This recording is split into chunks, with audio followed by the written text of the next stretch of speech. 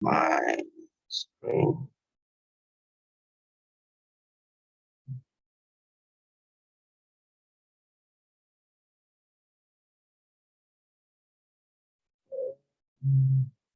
Okay, I think I'm able to do that now.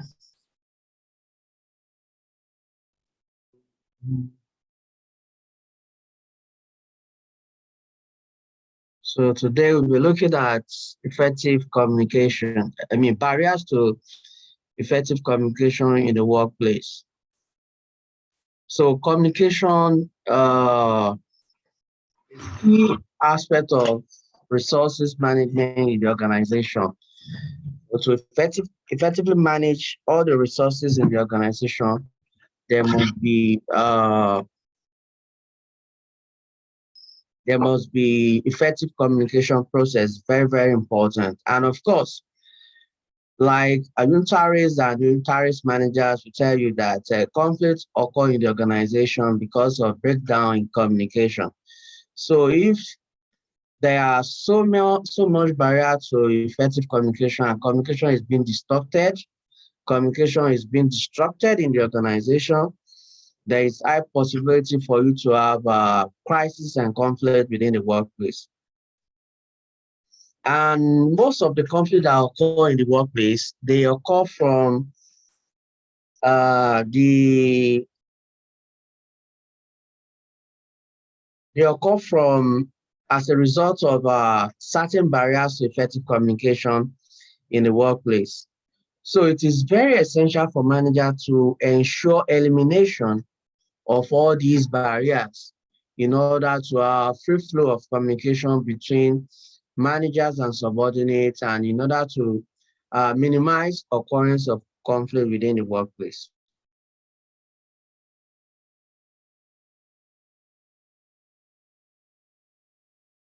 Basically, there are three forms of barriers to effective communication. The first one are what we call physical communication barriers. For instance, social distancing, remote work, declaration of work, closed office doors, and others. You know, these are these physical barrier to communications are things that are just coming up as a result of introduction of advanced technology within the workplace. It has its advantage, it also has its disadvantage.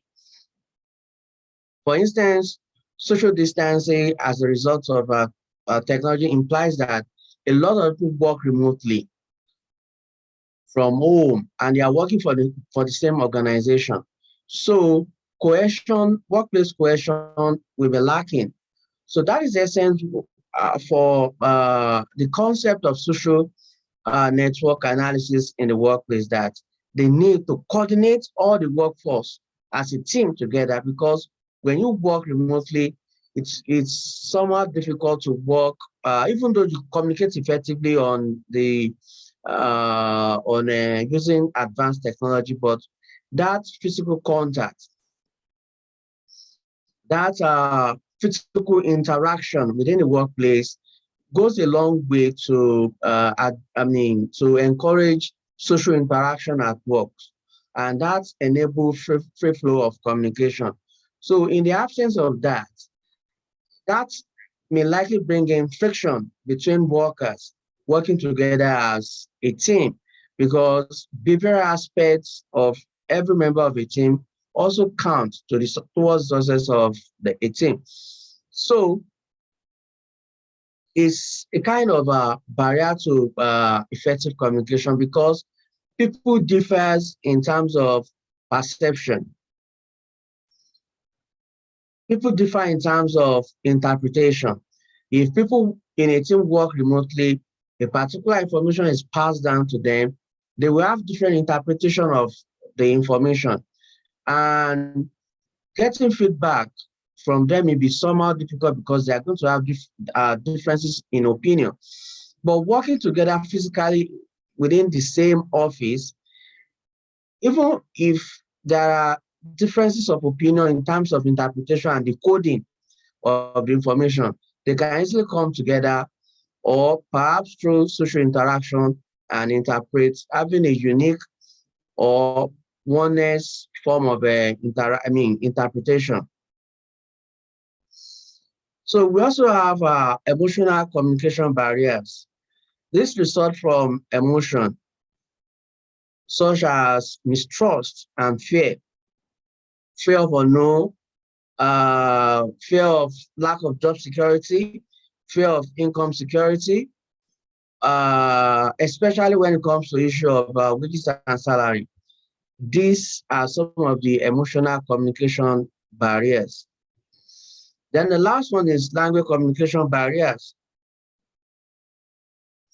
It has to do with both verbal and non-verbal communication processes.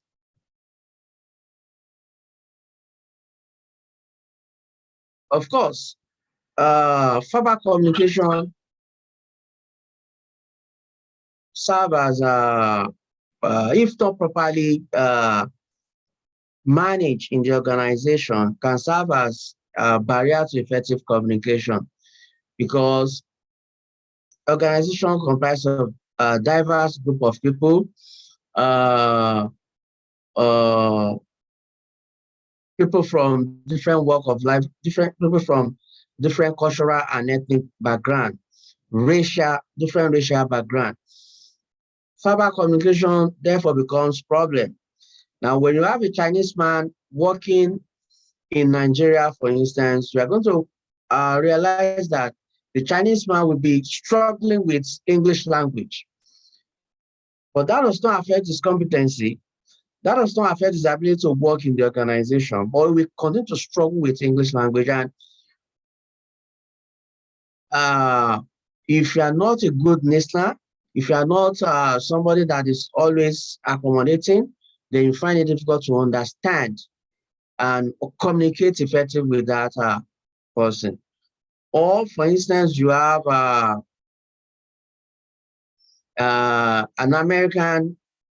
that's an American expatriate coming to Nigeria to work for the first time.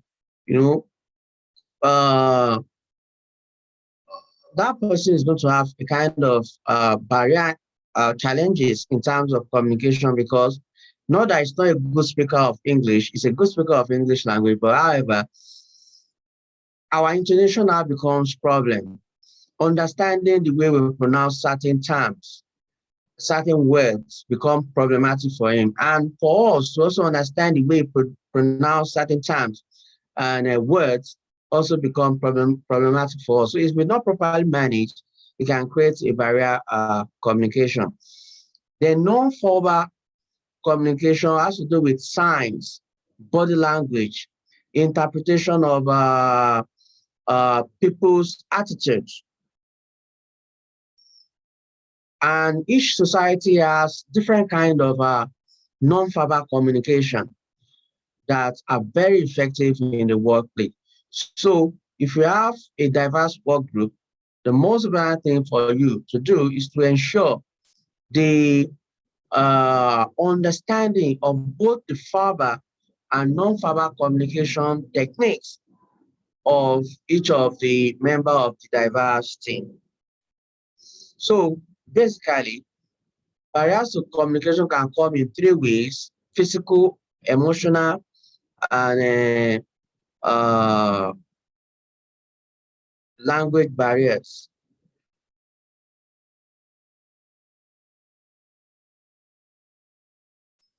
Now, all these barriers have different form of manifestation in the workplace. Number one, information overload.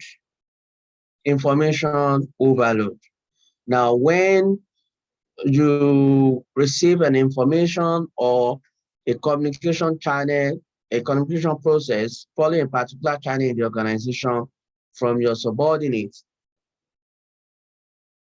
if it is that is downward communication. The information is extremely. Hello. If the information is extremely loaded, you find it difficult to first and foremost to decode the meaning of the information. Then the second process is how to comprehend the entire information process. If an information channel involves so many irrelevant things, so you find it difficult to understand the message of the information. For instance, you are sending a message to a Chinese man working under you in Nigeria. And of course, that Chinese man struggle with English language. And you now use different kind of languages, big grammar, to send a message to. All you need to, the only way to communicate to that person is to communicate with him in a simple language. Just simple language for him to understand the basic instruction on what he or she needs to do. And also, industry-specific jargon. Like, for instance, a structural engineer working in a construction field. We definitely have some subordinates working under him or her. And most of the subordinates are usually these non-technical workers, the laborers, the bricklayers, and the responsibility of the structural engineer or the civil engineer is to give out instruction to all these non-technical or low skills workers on how to carry out the responsibility, on how to carry out the job. But if you are using so many grammatical expressions as specified or as used in your industry, these people have not seen the forward of the university. They've not been to any polytechnic before. So most of those will be very strange to them. And at the end of the day, they may not be able to execute the work plan as specified by the supervisor. So in that regard, the supervisor just needs to communicate with them in a simple language that will make them to understand. If it's required, we can use verbal description and graphical analysis or pictorial analysis to explain what we want them to do as far as the work plan is concerned. Then we talk about language barriers. We talked about language barriers before, especially when you are working for non-native speaker of that particular language, or you are working with somebody not from your ethnic group or your tribal group, and that person cannot communicate in English language. So there will be so much tension and problem regarding communications barrier. Then, regarding effective communication in the organization. Then the next one is different communication styles. Different communication styles. You have different people with different method of communication. Some managers prefer a two-way channels communication. Some managers prefer one-way communication channels. It depends on the approach and the contentious environment of the workplace. And also you have the demographic and cultural differences. Demographic and cultural differences. In terms of demographic and cultural differences, as we're going to explain later, it has to, for instance, demographic has to do with the differences in age, sex, religious belief,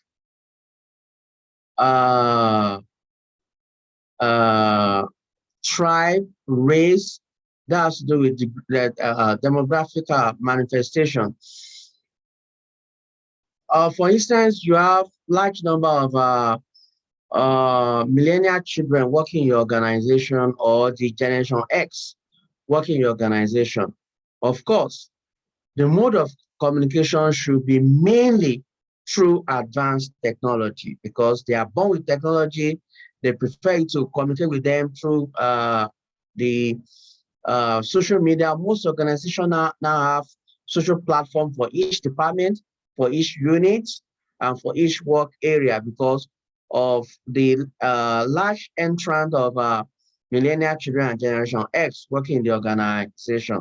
They are born with technology. They will effectively communicate with their managers and with their colleagues in the office through those social media because the mix of social media often more than any other communication processes. And when you have large number of the swing generation or the traditionalist generation, the traditional generations, and even the baby boomers, those generations achieve most of the sources at work in the meetings. They believe so much in meeting, organizing meeting, physical meeting, and things like that. But the Generation X and the millennial children, they believe that why is it's not a compulsory thing for us to meet in one place and have a meeting and deliberate on issues. We can uh we can have our meeting using Google Meet, through Zoom, on WhatsApp platform and things like that.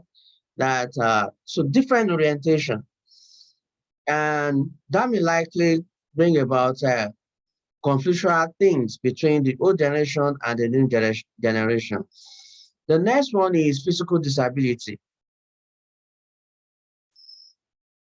If an organization lacks the policy of inclusiveness for disabled people with physical disability or physically challenged, then it may likely lead to communication barrier. For instance, if you employ a blind worker or a worker that is physically challenged, permanently sitting on a wheelchair, or somebody that is deaf and dumb, so you will likely have some communication challenges, except you are ready to operate on advanced form of technology and operate a kind of inclusive policy. You have impatient and inactive listening. When you don't properly listen to information, when you don't read information properly, it's kind of a communication manifestation of communication barrier. Then when messages are not properly constructed, when messages are vague, when messages are not clear enough and precise and direct as regarded a particular activity's tasks and responsibility in the workplace. Listening, as we said earlier, is a major manifestation of communication barrier. The lack of trust in the information, choosing wrong communication channels. And for like we said earlier, if you have large number of millennial children and Generation X in your working for you, then definitely the channels of communication that you must use mainly must be the one that are familiar mostly with this generation. That is through their mobile phones. Mobile communication, mobile phone communication become essential in the organization. You communicate with them through phone calls, through messages on their social platform, social media platforms like Facebook, WhatsApp, Twitter, Instagram, because often they are always patronizing that area. So if you send information through an email to them, they may likely not respond to that email. But if it's on Twitter, it's on Instagram, because they're always there, they can easily respond. That is the reality of what is happening in the place of work. And the last one is grapevine communication. So the manifestation of barrier to effective communication. Grapevine, simply put, is gossip in the organization And that's occur mainly when organization has strict rules concerning discussion relating to the workplace. For instance, if organization ban workers discussing issue of pay in the workplace, if it's not openly discussed, then it will be discussed through grapevine, and that has serious consequences for the organization. Ways to eliminate communication barriers in the workplace. Now, the first thing you need to do as a manager is to understand the multi-generation workforce that we have now. You need to understand that we have 5 categories of workers within the workplace. You have the swing generation or the traditionalists. This set of workers, as I said earlier, they are principled, they don't break rules, they follow rules dogmatically, and they don't work with technology. They believe to work manually. They communicate mostly through meetings, especially physical meetings. And they are less interested in communication. I mean, they are less interested in technology as as an instrument for entertainment, but rather they see technology as instrument for work. Next to them is the baby boomers. The baby boomers share similar characteristics with the swing generation, but the basic difference is that these baby boomers tends to some extent uh, view technology as a tool, not only for work, but also for entertainment. Then you have the Generation X. The Generation X were born between 1965 and 1976. This generation is somehow a deviant from the swing generation and the baby boomers because they are born, they grew up while technology was finding its way to the workplace, and they see technology as an instrument or uh, as a materials to be used in order to enhance work performance. Unlike the swing generation and the baby boomers that believe that with or without technology, performance can be achieved once you are dedicated, once you have integrity, once you have principles. But the Generation X, we always complain that without technology, they may not be able to perform some essential characteristics. A very good example, the old professor will like to come to class without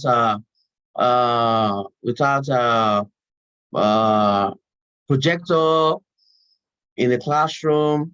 We want to prepare his note before he comes to class, and he wants to ensure that you want to detect volume of notes for you. He wants to explain volume of notes for you. But the Generation X can work effectively with PowerPoint and projector because they want something that is very convenient for them. Because they believe for the technology that can achieve a lot of efficiency because they believe with technology they can be able to explain better in the class. So that is the way the Generation X perceive technology. The Generation X is technology as a means to effectively perform their responsibility. So the millennial children, they were children born between 1977 to 1995. These children were born into technology, the same thing with Generation Z. They are born into technology and they see technology as a tool for entertainment. They see technology as a tool for convenience that will make life comfortable for them. So without technology, they find it difficult to live. Without technology, they find it difficult to work effectively and efficiently. So you have these 5 generations in the workplace. So you need to understand what they need. So in that regard, you have to use multi-level means of communication.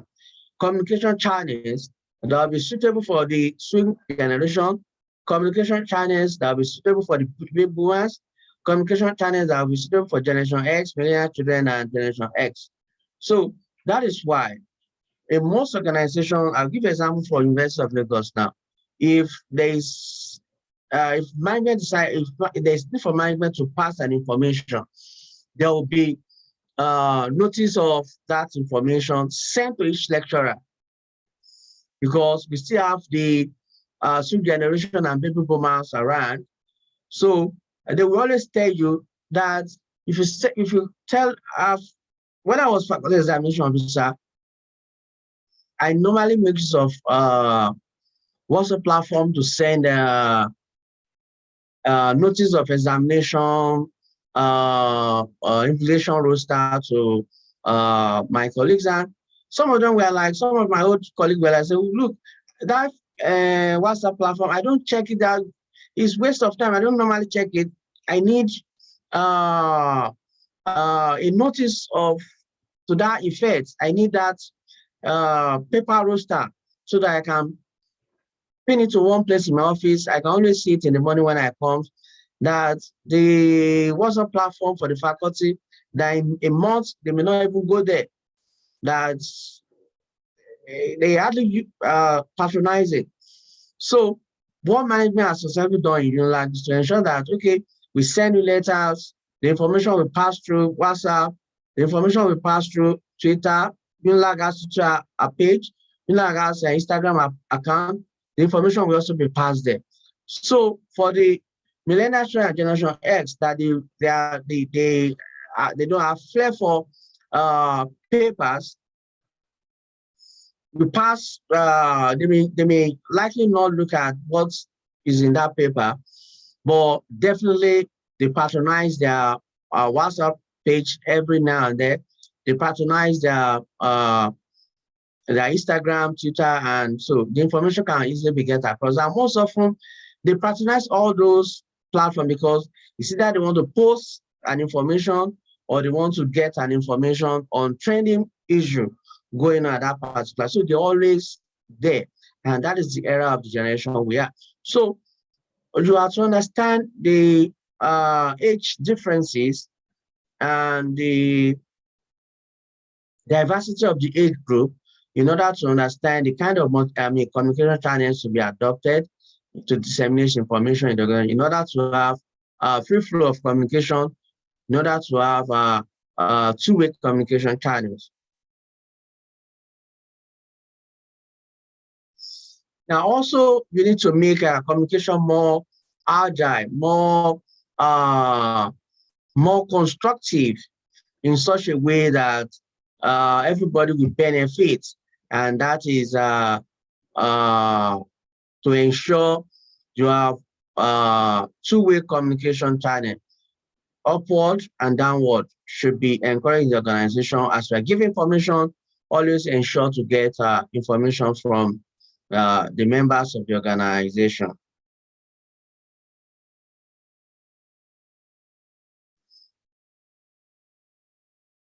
Now, also, you patronize, like I said earlier, the social media.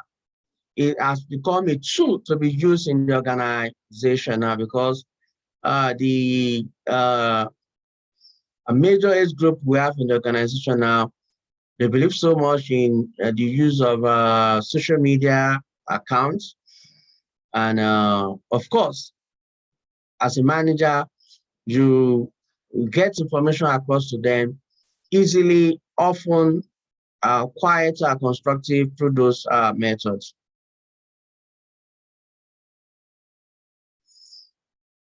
And also because of the generation that we have now, mobile communication remains the best form of communication now in the organization, and that is mobile communication. So that's why we say switch to mobile first communication. That is, for any form of communication you want to disseminate massively in the organization, in the workplace, it must be done through the cell phone, because the younger generation we have now, they have 24 hours, they're always with their phone. If they are eating, they're always with their phones. If they are sleeping, they always sleep with their phones. So And a study shows that the younger generation now, they check their phones more than 150 times a day.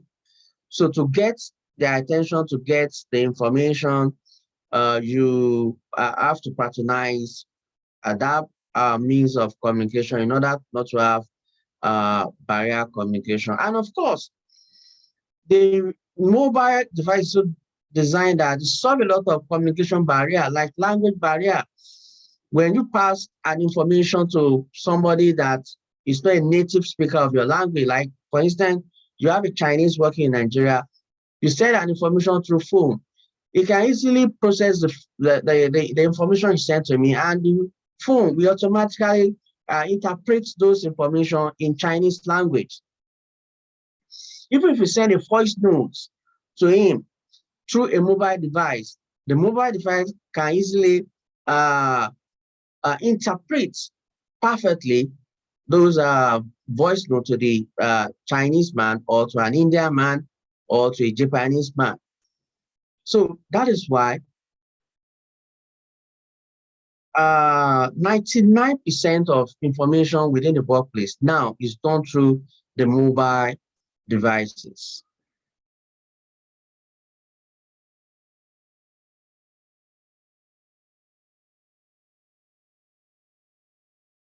And also, you ensure that your workers within the workplace, every member of the organization have access to technology, have access to data, because we're in the era of information technology dominating every aspect of the workplace, even the HR, the marketing, the finance, the accounting, everything is being dominated by information technology. So in that regard, there must be accessibility to that information technology, access to data, and for instance, in most workplace now, once you enter the workplace, you have access to Wi-Fi. In most hotels, you go to elsewhere in the world, once you enter the hotel, you have access to Wi-Fi. Even in airports, like in Heathrow, I've been to Heathrow several times, and most of once I get there, I just click onto the ones your ticket shows that you have to travel from Heathrow. It's automatic. When you enter there, you get connected. Then the same thing applies to Schiphol Airport. Those are the few airports that I've been to, and you have free access to Wi-Fi. And with that, communication continues to flow effectively. Right, once you enter there, you log in, they start passing information on your phone. Start sending information regarding flights, regarding schedule. If there's going to be changing schedule of a flight, they continue to send information to you. So, and that limited the essence, the number of people that missed their flights, or number of times that people were not aware that they are about to schedule to join a particular flight. So, and that is also applicable in the organization. When people have access to information technology, they'll be able to, you'll be able to have free flow of communication.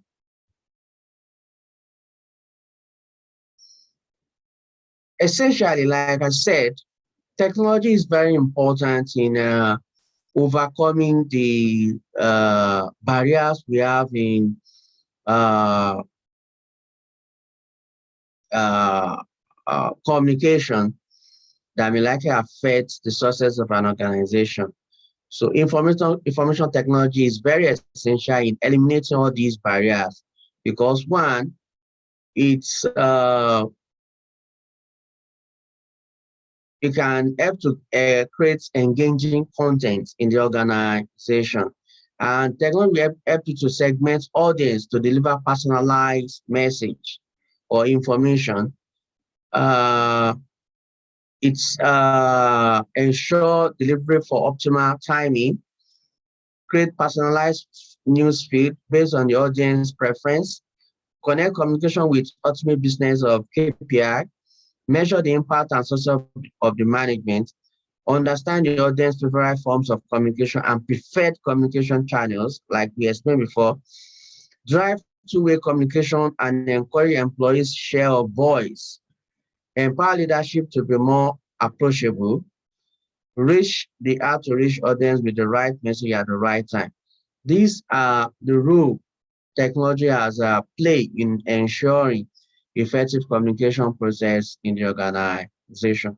So essentially, apart from other factors that we mentioned that can help to eliminate communication barriers, the use of advanced information technology will always go a long way to eliminate communication barriers in the workplace. Thank you very much.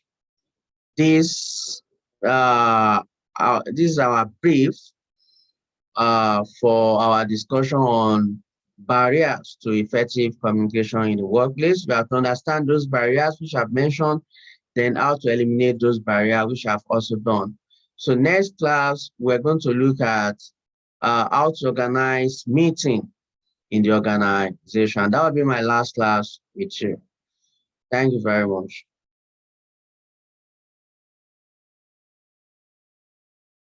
Thank you, sir. Yeah, Dr. Wen, do you have any question?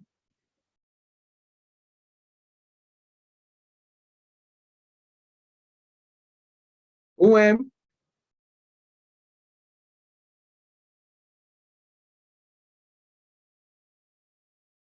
Wen? Sir, good evening, sir. Good evening. I hope they recorded the class. That's what I want to ask him. Okay, any question? Yes, I want to ask a question. Okay. Sir, I want to ask, is abbreviation, for instance, maybe I want to communicate to my boss, so I now abbreviate it. Maybe I said BOF, back of farm. Is it part of manifestation of barrier in communication? Well, if it's a terminology that is used in your organization, so it's going to be a terminology that everybody will know the meaning, everybody will understand the usage. But if not, there is a manifestation of barrier to communication because if you send that message to somebody that is struggling with English language, that person will find it difficult to understand it. And that can create a lot of problems. But, and again, there are some vague, like we said in our lecture, there are some vague language that we do use in our day-to-day interaction on social media that we've exported to, or we've imported into the workplace. That may not be suitable except if it's a general accepted language in the workplace that everybody understands the meaning of that abbreviation. Most of the time is the admin people that use that abbreviation. They can just write KIP, keep away, or PUT, put away. So that's why. But if other departments, if you send it to other departments, they won't understand. So most of the time is always admin that use it and is within admin. Thank you, sir. You're welcome. Yes. Any other question? Are you sure who is stay in this class?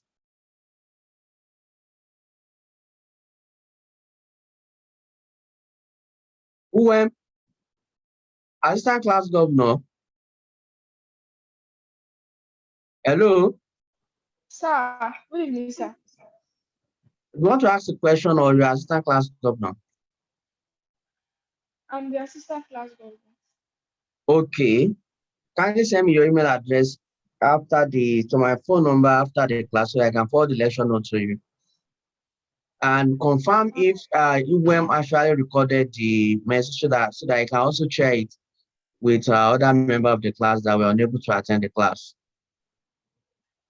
So in the absence of any question, can I Can we end the class?